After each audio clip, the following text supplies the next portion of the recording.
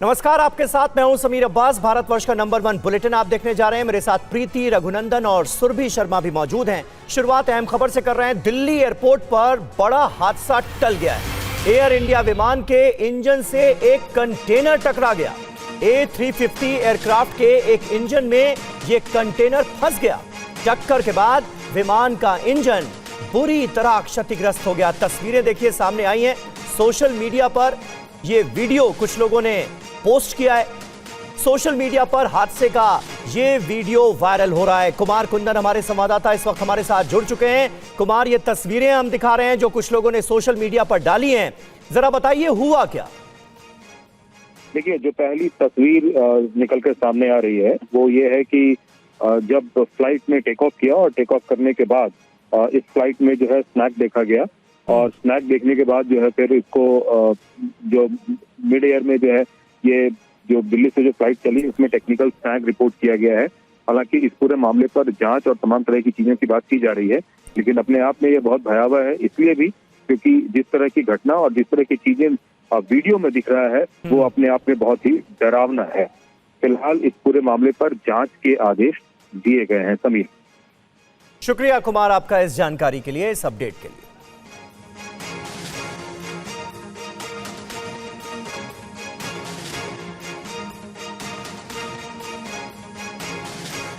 इधर झारखंड पुलिस ने रांची के ईडी दफ्तर में आज रेड की है, जिस पर प्रदेश की सियासत गर्मा गई है। क्या है ये पूरा मामला, ये रिपोर्ट देखिए। रांची एयरपोर्ट थाने की पुलिस ने ईडी दफ्तर में छापामारी की। पुलिस की यह छापामारी पेयजल विभाग के कर्मचारी से ईडी अधिकारियों की मारपीट की शिकायत के बाद की गई। 2 दिन पहले एक केस के सिलसिले में ईडी अधिकारी प्रतीक और शुभम ने पेयजल विभाग के संतोष कुमार से पूछताछ की थी। आरोप है कि पूछताछ के दौरान ईडी अधिकारियों ने संतोष कुमार की पिटाई कर दी, जिससे उनके सिर पर चोटें लगी। इसके बाद उन्होंने रांची एयरपोर्ट थाने में मामले की शिकायत की, जिसके बाद पुलिस ने ये कार्रवाई की। कहते हैं ना, power corrupts and absolute power corrupts absolutely. सत्ता का गुमान इस सरकार के सर पर इतना चढ़ गया है कि वो पार्लियामेंट के एक्ट के द्वारा बनी गई एक संवैधानिक संस्था पर वो रेड कर रही है। साहब, हास्यास्पद स्थिति उन्होंने पैदा कर दी है। अगर किसी अधिकारी से किसी मामले में पूछताछ करनी थी तो बीएनएस के तहत नोटिस देकर बुलाने का प्रावधान था। हाँ, लेकिन ये कहीं ना कहीं बदले की कार्रवाई दिख रही है, क्योंकि मुख्यमंत्री जी खुद ईडी के अभियुक्त हैं, जेल भी जा चुके हैं। इस सरकार के कई मंत्री, कई पूर्व मंत्री, कई विधायक ईडी के मनी लॉन्ड्रिंग केसेस में रडार में हैं।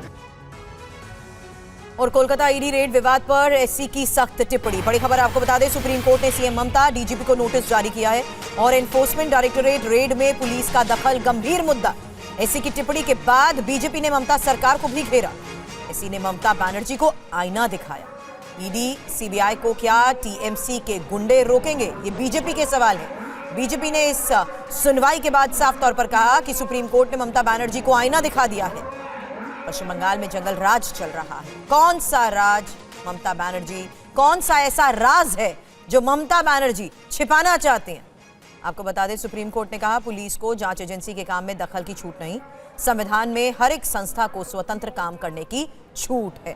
पीयूष पांडे इस वक्त हमारे साथ हैं। और पीयूष, एक स्ट्रॉन्ग स्टेटमेंट जहां यह भी साफ था कि किस तरीके से ईडी ने भी कुछ फैक्ट्स कोर्ट के सामने रखे, जिसमें उन्होंने कहा कि किस तरीके से दखल दी गई। बिल्कुल सुरभि, देखिए, इस मामले में ईडी ने जो पूरी घटनाक्रम था उसके बारे में सुप्रीम कोर्ट को जानकारी दी और इसी के बाद सुप्रीम कोर्ट ने अपने आदेश में ये साफ तौर पर लिखाया कि केंद्रीय एजेंसी को इस तरह से अकेला नहीं छोड़ा जा सकता है ऐसी स्थितियों में, जबकि राज्य में अगर पुलिस और जो राजनीतिक दल है उसके बिल्कुल विपरीत हो जाए और ऐसे घटनाएं सामने आने लगे, तो ऐसी स्थिति में सुप्रीम कोर्ट ने हस्तक्षेप करना स्वीकार किया और साथ ही सुप्रीम कोर्ट ने इस मामले में नोटिस जारी करते हुए जो एफआईआर दर्ज की गई थी ईडी के अधिकारियों के खिलाफ, उस पर रोक भी लगा दी है। उस पर जो आगे प्रोसीडिंग्स थी उस पर रोक लगा दी है। साथ ही सुप्रीम कोर्ट ने ममता सरकार को ये भी कहा है कि जो एविडेंसेस हैं, यानी कि सीसीटीवी, इसके अलावा जो डिवाइसेस थी और दस्तावेज थे, उन सभी को संरक्षित रखा जाए और अब जब अगली सुनवाई होगी 3 फरवरी को, उसके पहले ममता सरकार को सुप्रीम कोर्ट के समक्ष जवाब भी देना है। जी सुरभि, शुक्रिया पीयूष पूरी जानकारी के लिए आपका। और बीएमसी चुनाव में आज मार्कर से स्याही लगाए जाने के मामले ने तूल पकड़ लिया। राज और उद्धव ठाकरे ने इस पर सख्त ऐतराज जताया। वहीं इस मामले में चुनाव आयोग ने भी सफाई दी। बीएमसी चुनाव में आज मतदाताओं ने उत्साह के साथ वोट किया, लेकिन इस दौरान कुछ जगहों पर वोटिंग के बाद लगाई जाने वाली स्याही को लेकर सवाल उठे। कहा गया कि मतदाताओं को मार्कर से उंगली पर स्याही लगाई गई, जिसे लोगों ने मिटा दिया। इस पर शिवसेना उद्धव गुट के प्रमुख ने नाराजगी जताई। इंक जो लगाई जा रही वो भी आप क्लीन कर सकते हो, तो ये सब गड़बड़ी कर रहे हैं ये लोग, और इसलिए मैंने कहा कि ये जो चुनाव आयोग है या कमिश्नर है वो करते क्या है। चुनाव आयोग ने इस मामले में सफाई दी है। अपने जवाब में उसने कहा कि मतदाता की उंगली पर स्याही लगाने के लिए मार्कर पेन के उपयोग संबंधी आदेश राज्य निर्वाचन आयोग ने 19 नवंबर 2011 और 28 नवंबर 2011 को आदेश जारी किए थे। चुनाव आयोग के आदेशों के अनुसार मतदाता की उंगली पर स्याही इस तरह लगाई जानी चाहिए कि वो स्पष्ट और गहराई से दिखाई दे। साथ ही नाखून और नाखून के ऊपर की त्वचा पर 3-4 बार रगड़कर स्याही लगाना अनिवार्य है। इस संबंध में पहले भी निर्देश दिए जा चुके हैं और ये निर्देश मार्कर पेन पर भी अंकित है। राज्य निर्वाचन आयोग ने मतदाताओं से स्याही मिटाने या हटाने का प्रयास न करने की अपील की। मुंबई में मतदान के दौरान इस्तेमाल की जा रही स्याही को लेकर जो विवाद हो रहा है, उस पर टीवी9 भारतवर्ष ने रियलिटी चेक किया। देखिए रिपोर्ट। हमारे साथ दो जेनजीज हैं, दो ऐसी स्टूडेंट हैं जो कॉलेज में पढ़ती हैं। हम इनसे बात करते हैं। आपने वोट दिया? क्या नाम है आपका? दिया, आपने वोट दिया? बिल्कुल। ये दिया के हाथ में जो है स्याही है, हम देखते हैं ये मिट रही कि नहीं। ये देखिए, हम पूरी कोशिश कर रहे हैं। अब इसको कोई केमिकल लगा के अगर मिटाएं तो बात अलग है, ऐसे उंगली से तो अगर इसको हम मिटा रहे हैं तो ये नहीं मिट रही है। ये देखिए, यहाँ पर हम कोशिश कर रहे हैं उंगली से मिटाने की, तो ये नहीं मिट रही है। कोई केमिकल अगर लगा दे तो वो एक अलग बात है, उससे शायद ये मिट जाए। लेकिन ये अभी जो आपको ये स्याही कैसे लगाई? स्केच पेन से लगाई या फिर? स्केच पेन से। इसके पहले आपने वोट दिया है? नहीं, मेरा फर्स्ट टाइम है। आपका? मेरा भी फर्स्ट टाइम। आपका भी फर्स्ट टाइम है। तो इन लोग पहली बार वोट दे रहे हैं और निश्चित तौर पे इनकी उम्र 20-21 साल है। कितनी उम्र है अभी आपकी? 23। आपकी? 21 साल है। और एक 21 साल की, एक 23 साल की है, पहली बार वोट दे रही हैं। लेकिन शाही इनके हाथ में मिट नहीं रही है। बीएमसी का ये कहना है कि हर बार जो है वो शाही पेन के जरिए लगाई जाती थी, इस बार स्केच पेन के जरिए लगाई जा रही है। लेकिन शाही का जो मिटने वाला जो अफवाह है वो गलत है। और फिल्म अभिनेत्री शर्लिन चोपड़ा ने भी स्याही मिटने के वीडियो वायरल होने के बाद हकीकत जानने की कोशिश की। टीवी9 के कैमरे पर उन्होंने ये टेस्ट किया, लेकिन स्याही नहीं मिटी। देखिए ये रिपोर्ट।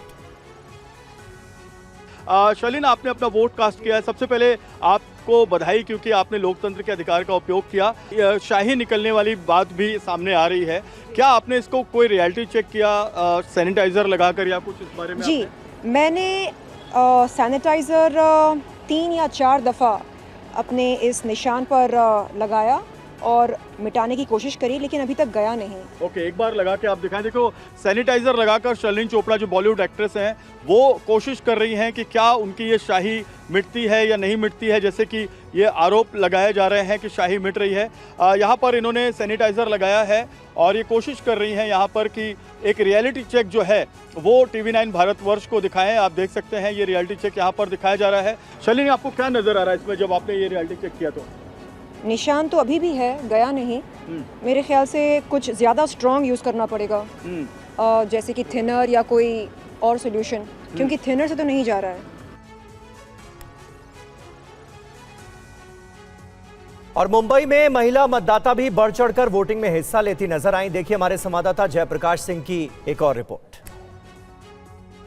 हमारे साथ में एक फैमिली है जो अभी वोट डालकर आई है। हम इनसे बात करते हैं। मैम, आप बताएं क्या करना चाहिए उम्मीदवार को जीतने के बाद? आपको जैसे बिजली, पानी, ये सब का ख्याल रखना चाहिए। सड़कों का हमें अपने उम्मीदवार से ये उम्मीद है कि ये सब अच्छे से देखभाल होगा एंड प्रोग्रेस होगी। जनता के हित में काम करना चाहिए। जनता के हित? यस, 100%। मतलब क्या हित? मतलब सड़क, बिजली, पानी, ये सब? ऑब्वियसली यस, बेसिक नीड्स है वो तो वो ध्यान रखना चाहिए। ओके, आप क्या चाहते हैं? I feel democracy starts with you, so your vote your right, so go vote now just like how we did. Good. अच्छा, ये भी खबर आ रही है कि शाही मिट जा रही है। एक बार आप कोशिश करेंगे अपने हाथ से मिटाने की? नहीं, आई डोंट थिंक सो। हमारे को जो बहुत प्रोमिनेंट है, बहुत परमानेंट। आपने देखा यहाँ पर? आपने शाही मिटा के देखी? ओके। ओके आपने शाही मिटा के देखने की कोशिश यस यस एक बार कोशिश इट्स ओके नहीं जा रहा है नहीं जा रहा है नहीं जा रहा आपने देखा हाँ अभी जस्ट देखा ठीक है ओके तो शाही मिटाकर यहाँ पर कोशिश की जा रही है, शाही मिट नहीं रही है। और महाराष्ट्र के नासिक से हैरान करने वाली अगली खबर है, जहां पैसे बांटे जाने की अफवाह के कारण बीजेपी कार्यालय के पास भारी भीड़ जमा हो गई। ये रिपोर्ट देखिए। पुलिस के जवान डंडा लेकर दौड़ रहे हैं, भीड़ पीछे हटने को तैयार नहीं है। कुछ लोग हंगामा करते नजर आ रहे हैं। महाराष्ट्र में निकाय चुनाव के लिए आज वोटिंग का दिन है। इस बीच नासिक में एक अफवाह के कारण अफरा तफरी मच गई। ये तस्वीर है सावता नगर इलाके की।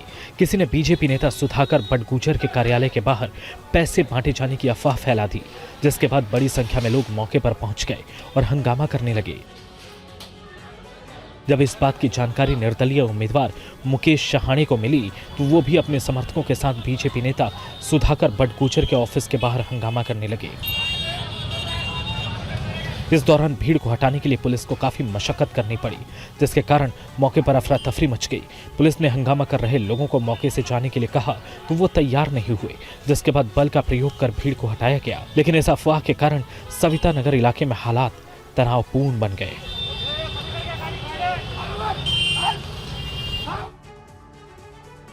और एमपी के इंदौर में चाइनीज मांझा जानलेवा साबित हो रहा है। चाइनीज मांझे से हादसे की भी कई खबरें सामने आई। अब पुलिस चाइनीज मांझे के खिलाफ अभियान चला रही है। चाइनीज मांझे से एक युवक की मौत हो जाने के बाद अब इंदौर पुलिस काफी अलर्ट नजर आ रही है और आप देख सकते हैं इंदौर पुलिस विभिन्न पतंग दुकानों पर पहुंच रही है और उनके वहां पर किस तरह का चाइनीज मांझा दिख रहा है उसको खुद वहां पर चेक किया जा रहा है। इंदौर में पुलिस की ये रेड अवैध चाइनीज मांझे के खिलाफ अभियान का हिस्सा है। इंदौर पुलिस ने कई दुकानों से अवैध चाइनीज मांझा जब्त किया है। ऐसे दुकानदारों के खिलाफ कार्रवाई भी की जा रही है। ड्रोन के जरिए भी शहर के संवेदनशील इलाकों की निगरानी की जा रही है ताकि चाइनीज मांझे का इस्तेमाल करने वाले की पहचान की जा सके।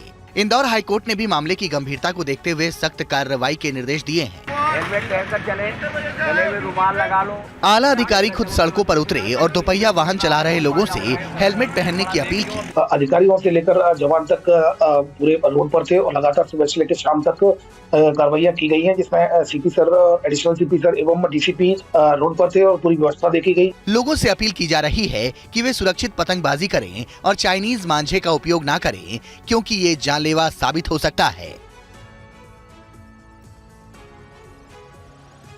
और गुजरात में चाइनीज मांझे के चलते हादसे हो रहे हैं, जिसको लेकर आम लोगों में भी काफी नाराजगी। ये तस्वीरें 35 साल के पिता रेहान शेख और उनकी 10 साल की बेटी अलीशा की हैं। बताया जा रहा है कि चाइनीज मांझे की वजह से दोनों की मौत हुई। घटना सूरत की है, जहां चंद्रशेखर आजाद फ्लाईओवर पर यह दर्दनाक हादसा हुआ। बताया जा रहा है कि रेहान अपनी पत्नी रेहाना और बेटी अलीशा के साथ बाइक से कहीं जा रहे थे। फ्लाईओवर से गुजरते समय मांझे की वजह से उनका बैलेंस बिगड़ा और उनकी बाइक डिवाइडर से जा टकराई। टक्कर लगने के बाद तीनों ब्रिज के नीचे गिर गए। हादसे में पिता और बेटी की मौके पर ही मौत हो गई, जबकि रेहान की पत्नी गंभीर रूप से घायल है। हादसे का शिकार परिवार सैयदपुरा इलाके में रहता है और ज्वेलरी का काम करता है। यह हादसा उस वक्त हुआ जब तीनों काटरगाम दरवाजा से रांदेर की ओर जा रहे थे। अहमदाबाद में भी चाइनीज मांझे से कई लोग शिकार हुए हैं। अहमदाबाद के जुहापुरा में एक युवक का गला कट गया, तो वहीं भरूच में भी रस्सी से एक युवक घायल हो गया। चाइनीज मांझा जानलेवा साबित हो रहा है। प्रशासन की सख्ती के बावजूद इसका इस्तेमाल नहीं रुक रहा।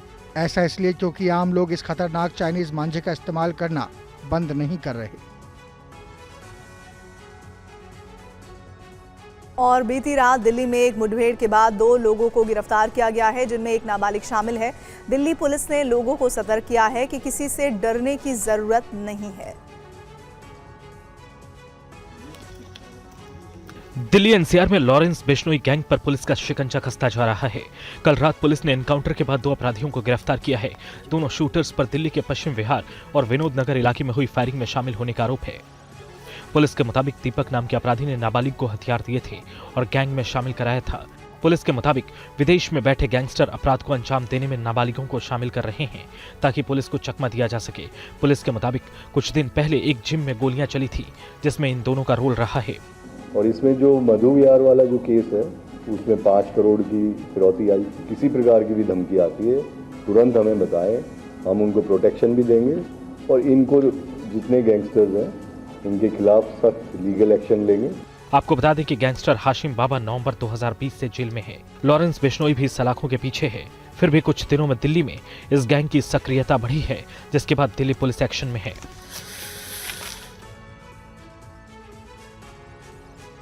और यूपी के चित्रकूट में एक छोटी बच्ची से दुष्कर्म का मामला सामने आया। अभियुक्त को पुलिस ने गिरफ्तार किया।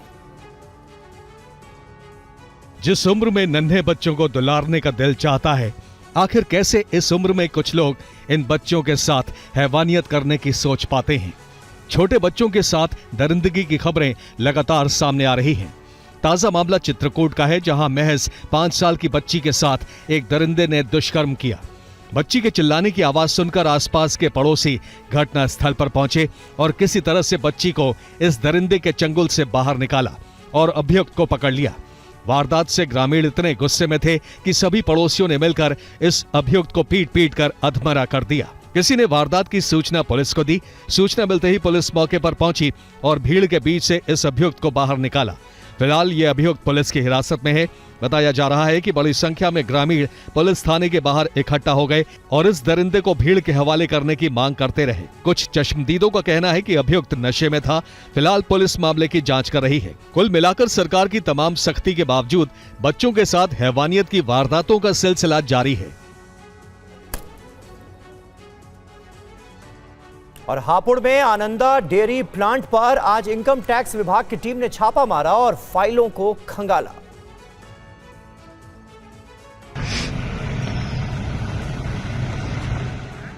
सुबह के समय 4 से 5 सरकारी गाड़ियों में पहुंचे अधिकारियों ने सीधे प्लांट के कार्यालय में पहुंचकर दस्तावेजों की जांच शुरू कर दी। इस कार्रवाई से डेयरी प्लांट के अधिकारियों और कर्मचारियों में हड़कंप मच गया। इनकम टैक्स टीम ने प्लांट के लेखा जोखा, खरीद बिक्री से संबंधित रिकॉर्ड, बैंक लेन देन और दूसरे वित्तीय दस्तावेजों की गहनता से जांच की। इसके अलावा कंप्यूटर सिस्टम और महत्वपूर्ण फाइलों को भी खंगाला गया।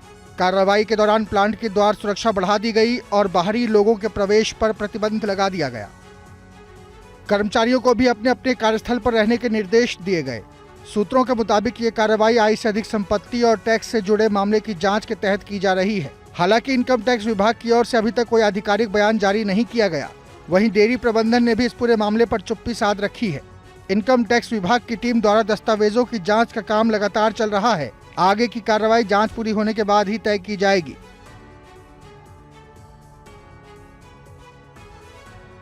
और यूपी के अमरोहा से सड़क हादसे का एक सीसीटीवी सामने आया है। इस हादसे में एक युवक की मौत हो गई है।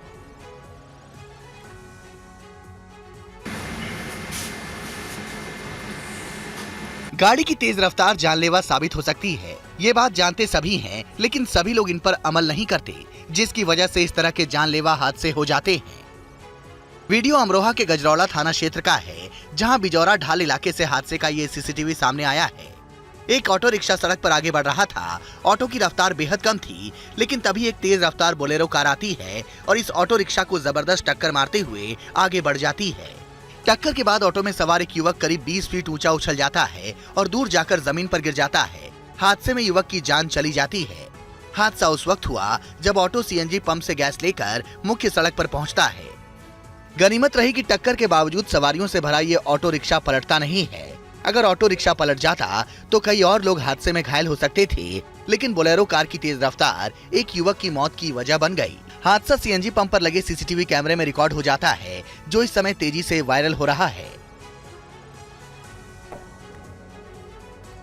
और देवबंद के अलीपुरा गांव में बुधवार रात 14 साल के लड़के का शव रेलवे ट्रैक पर मिला। परिजनों का आरोप है कि उसकी हत्या करके लाश फेंकी गई। परिजनों ने गांव के ही एक दंपति और उनके बेटे बेटी सहित कुल 5 लोगों पर हत्या का आरोप लगाया है। परिजन का कहना है कि बेटे के साथ पहले मारपीट की गई, बाद में हत्या कर दी गई। पिता रूपचंद ने इस मामले में पुलिस को तहरीर दी है। पुलिस ने शव का पंचनामा कर उसे पोस्टमार्टम के लिए भेज दिया है। देवबंद कोतवाली प्रभारी अमरपाल शर्मा ने बताया कि मामले में तहरीर मिल गई है और पुलिस जांच कर रही है। मृतक के पिता रूपचंद ने पुलिस को बताया कि देर रात करीब 1:45 बजे मयंक के मोबाइल पर किसी का फोन आया था। कॉल आने के बाद मयंक घर से बाहर चला गया। कुछ देर बाद बाहर से शोर शराबे की आवाज सुनाई दी। परिजनों का आरोप है कि बाहर जाकर देखा तो मयंक के साथ कुछ लोग मारपीट कर रहे थे। किसी तरह मामला शांत कराया गया, लेकिन इसके कुछ समय बाद मयंक अचानक गायब हो गया। काफी तलाश के बाद मयंक का शव गांव से थोड़ी दूर पर रेलवे ट्रैक पर खून से लथपथ हालत में मिला। और यूपी के हमीरपुर से कथित लव जिहाद का मामला सामने आया है, जिसके बाद गुस्साए लोगों ने जमकर हंगामा किया। ये रिपोर्ट देखिए। पुलिस स्टेशन के सामने भीड़, हाईवे पर हंगामा, नारेबाजी। ये तस्वीर हमीरपुर के सुमेरपुर की है, जहां एक मुस्लिम युवक पर नाबालिग लड़की को प्रेम जाल में फंसाकर उसका अश्लील वीडियो बनाने और ब्लैकमेल करने का मामला सामने आया है। आरोप है कि युवक ने वीडियो को खुद सोशल मीडिया पर वायरल कर दिया, जिसके बाद हड़कंप मच गया। घटना से गुस्साए लड़की के परिजनों ने हिंदू संगठनों के साथ नेशनल हाईवे 34 को जाम कर दिया। पुलिस के जवान उस युवक को भीड़ से बचाने की कोशिश कर रहे हैं। ये सब कुछ पुलिस स्टेशन के बाहर हो रहा है। पुलिस के कुछ जवान उसे बचाने की कोशिश कर रहे हैं, लेकिन वो नाकाम हो जाते हैं। आरोप है कि अभियुक्त के पिता AIMIM के मेंबर हैं और चुनाव भी लड़ चुके हैं। वहीं पुलिस ने मामले की गंभीरता को देखते हुए अभियुक्त के पिता को हिरासत में ले लिया है। मौके पर पुलिस के आला अधिकारी कैंप कर रहे हैं ताकि माहौल न बिगड़े। फिलहाल इलाके में तनाव है। बीएमसी चुनाव के लिए आखिरी 15 मिनट की वोटिंग इस वक्त जो जानकारी है वो ये कि 5:30 बजे बीएमसी चुनाव के लिए वोटिंग होगी। समय 5:30 बजे तक का है। दोपहर 3:30 बजे तक 43% वोटिंग हुए हैं। और अब मान लीजिए कि आप 5:21 हो रहे हैं और 9 मिनट का वक्त और बचा हुआ है जब ये वोटिंग का समय ख़त्म हो जाएगा। और इसीलिए जो लोग बच गए हैं उन्हें बढ़ चढ़कर बीएमसी चुनाव में वोटिंग करनी चाहिए। इसको लेकर लगातार अपील चुनाव आयोग की तरफ से, महानगर पालिका की तरफ से। जयप्रकाश इस वक्त हमारे साथ हमारे सहयोगी जुड़ रहे हैं और विपिन चौबे भी है। जयप्रकाश, सबसे बड़ी बात यह है कि अब तो बहुत ही कम वक्त बचा है, 9 मिनट, लेकिन 3:30 बजे तक 43% अगर वोट परसेंटेज है तो ये पिछले जो आंकड़े हैं उनसे किस तरह से अलग नजर आता है या कोई और ट्रेंड भी आपको दिख रहा है इस दफे? देखिए, पिछली बार जो 2017 में चुनाव हुआ था महानगर पालिका का बीएमसी का 227 सीट पर, उसमें अब तक करीब 51% जो है वोटिंग हुई थी। अगर हम 3:30 बजे की बात करें, यानी टोटल जो वोटिंग हुई थी करीब 59% से 60% के बीच में हुई थी, जो एक अच्छी वोटिंग प्रतिशत मानी गई थी मुंबई के लिहाज से। लेकिन इस बार जो है 3:30 बजे तक का जो आंकड़ा है वो करीब 42-43% का है। वसई विरार का 45.69% का है। भिवंडी का 3:30 बजे तक का सिर्फ 38.21% का है। तो आप समझ सकते हैं कि जहां पर कामकाजी लोग हैं, भले वो आज छुट्टी का दिन है, जो सेमी गवर्नमेंट ऑर्गेनाइजेशन है, गवर्नमेंट ऑर्गेनाइजेशन है, वो बंद है, लेकिन इसके बावजूद जो वोटिंग परसेंटेज है वो कम इसलिए है क्योंकि बहुत ज़्यादा लोग मुंबई से बाहर चले गए हैं। आज गुरुवार का दिन है, फिर शुक्रवार, शनिवार, रविवार लोग छुट्टियां मनाने चले गए हैं। ये एक बड़ा इसमें कारण है। लेकिन जो बड़ा वोट गिरा है, मुस्लिम बहुल इलाके हैं, मराठी बहुल इलाके हैं, वहां पर जो वोटिंग परसेंटेज है वो काफी अच्छा हुआ है। जो हमारी खबर है, भांडुप में, कांजूर मार्ग में अच्छी वोटिंग परसेंटेज है, बहराम बाग, बहराम पाड़ा में अच्छी वोटिंग परसेंटेज है। और इसके अलावा मलाड, कांदीवली, बोरीवली जो गुजराती बेल्ट है घाटकोपर, वहां पर भी वोटिंग परसेंटेज ठीक ठाक है। जहां मैं खड़ा हूं जुहू में, ये सेलिब्रिटी इलाका है, यहाँ पर संजय कपूर अभी अभी आकर गए हैं और संजय कपूर के बाद जमुनाबाई नरसिंह स्कूल में बच्चन परिवार के आने की उम्मीद की जा रही थी। बताया जा रहा था कि बच्चन परिवार का पोलिंग स्टेशन यही है, लेकिन बच्चन परिवार की तरफ से अब तक कोई यहाँ पर नहीं आया है। सुबह यहाँ पर हेमा मालिनी आकर गई। तो सेलिब्रिटीज बड़ी संख्या में पूरी मुंबई में उतरे, नेता बड़ी संख्या में पूरी मुंबई में उतरे, लेकिन जो आम जनता है, आम जनता कहीं ना कहीं उतनी स्फूर्ता, उतनी कह सकते हैं पॉजिटिविटी से इस चुनाव में उन्होंने सहभाग नहीं लिया है अब तक का जो सही कह रहे हैं आप जयप्रकाश। लेकिन इस बीच में विपिन चौबे का भी अब रुख करना चाहूंगी। विपिन, क्योंकि इस बार के चुनाव वाकई दिलचस्प थे, जिसमें ये साथ था कि सत्ता में साथ हैं लेकिन चुनाव में खिलाफ हैं, और पॉलिटिकल डायनेमिक्स जिस लिहाज से बदले, तो क्या वोटर्स जब वोट करने पहुंचे इसको लेकर भी क्या कोई चर्चा थी? देखिए, ये मुंबई का किंग कौन है ये चुनाव डिसाइड करेगा। इसके अलावा बाकी महानगर पालिकाओं में भी उसका चुनाव है और बहुत महत्वपूर्ण चुनाव था पॉलिटिकल पार्टीज के लिहाज से भी और जनता के लिहाज से भी। जनता पिछले 3 चुनावों से लगातार एक ही गठबंधन को बहुमत देता नजर आ रहा था और आज जब उद्धव ठाकरे वगैरह यहां पर वोट डालने आए उस इलाके में, उस जगह पर, तो उन्होंने भी बहुत कुछ बोला और चुनाव आयोग पर आरोप लगाते नजर आए। लेकिन जो वोटिंग परसेंटेज है वो ये बता रहा है कि बहुत ज्यादा मुंबईकर्स में या महाराष्ट्र में बाकी बाकी इलाकों में, बाकी जिलों में बहुत ज्यादा उत्साह लोगों में नहीं दिखा।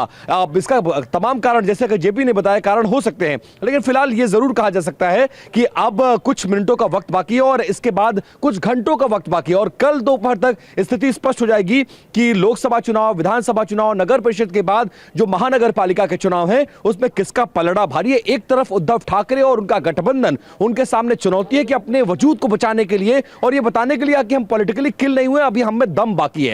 और दूसरी तरफ वो दल जो लगातार 3 चुनाव जीत रहा है वो ये दिखाने की कोशिश करेगा कि हमारा जलवा बरकरार है। तो मिला जुलाकर दोनों तरफ से जोर आजमाइश की जा रही है और कुछ मिनटों का वक्त और कुछ घंटों के बाद रिजल्ट आ जाएगा। लेकिन वोटिंग परसेंटेज ये इशारा कर रहा है कि मुंबई समेत पूरे महाराष्ट्र में इस चुनाव को लेकर बहुत ज्यादा वोटरों में उत्साह नजर नहीं आ रहा है। जी शुक्रिया जेपी, शुक्रिया विपिन पूरी जानकारी के लिए आपका। पंजाब के सीएम भगवंत मान आज अमृतसर में श्री अकाल तख्त साहिब के सामने पेश हुए। सिख मर्यादा, आपत्तिजनक वीडियो और गोलक जैसे सिख मुद्दों पर बयानबाजी को लेकर उन्हें तलब किया गया था। स्वर्ण मंदिर परिसर और उसके आसपास कड़ी सुरक्षा के बीच सीएम भगवंत मान श्री अकाल तख्त के सामने पेश हुए। भगवंत मान नंगे पांव जाप करते हुए हेरिटेज स्ट्रीट से श्री अकाल तख्त साहिब तक पहुंचे। अपनी बात रखने से पहले मान ने श्री दरबार साहिब में मत्था टेका। भगवंत मान ने पेशी के बाद कहा कि मेरा स्पष्टीकरण उन्होंने सुन लिया है, अब आगे 5 तख्तों के सिंह साहिबान मेरे स्पष्टीकरण के आधार पर आगे का फैसला लेंगे। सिंह साहब ने कहा कि साडे कोले तुहाडा पक्ष पहुंच गया, जो भी अगले निर्देश या जो भी फैसले जिहड़े होणगे ਉਹਦੇ ਤੁਹਾਨੂੰ आगाह कर दिता जाऊगा। ਇਹਦੇ ਵਿੱਚ ਮੈਨੂੰ बड़ा सुकून ते संतुष्टि हुई है इस गल दी। इस मामले को लेकर बीजेपी ने एक पोस्टर जारी किया है जिसमें अरविंद केजरीवाल और भगवंत मान की तस्वीरें लगी हैं। पोस्टर में कहा गया है कि गुरुओं का अपमान करने के बाद फरार हुई आतिशी को पार्टी से बर्खास्त करने की बजाय अरविंद केजरीवाल और भगवंत मान उनके कुकृत्यों पर लीपापोती कर रहे हैं। रणनीतिक रूप से बेहद अहम आर्कटिक क्षेत्र में भारत और रूस सहयोग बढ़ाएंगे। दोनों देश आर्कटिक क्षेत्र में रिसर्च, समुद्री मार्ग और प्राकृतिक खनिज को लेकर अन्वेषण करेंगे। देखिए ये रिपोर्ट। आर्कटिक क्षेत्र के सामरिक और रणनीतिक महत्व को देखते हुए दुनिया के तमाम देश यहां अपना दखल बढ़ाने में जुटे हैं। भारत भी बड़े भागीदार के रूप में यहां अपनी मौजूदगी दर्ज करा रहा है।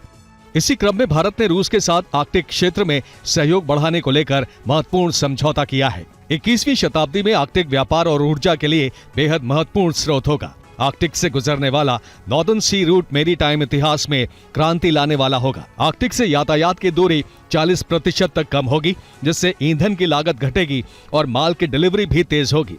भारत 2000 में आर्कटिक साइंटिफिक रिसर्च से जुड़ा जब उसने स्वालबार्ड में हिमाद्री नाम से स्थायी रिसर्च स्टेशन स्थापित किया। भारत की 25 से ज्यादा यूनिवर्सिटी आर्कटिक रिसर्च कार्यक्रम से जुड़ी हैं। भारत आर्कटिक परिषद का पर्यवेक्षक राष्ट्र है। 2022 तक भारत 13 आर्कटिक अभियान सफलतापूर्वक पूरा कर चुका है। ग्लोबल वार्मिंग से पिघलने वाली बर्फ नए शिपिंग कॉरिडोर तो बनाएगी ही, इससे बहुमूल्य खनिज और धातुओं का सोर्स भी पैदा होगा, जिसमें भारत की भी हिस्सेदारी होगी।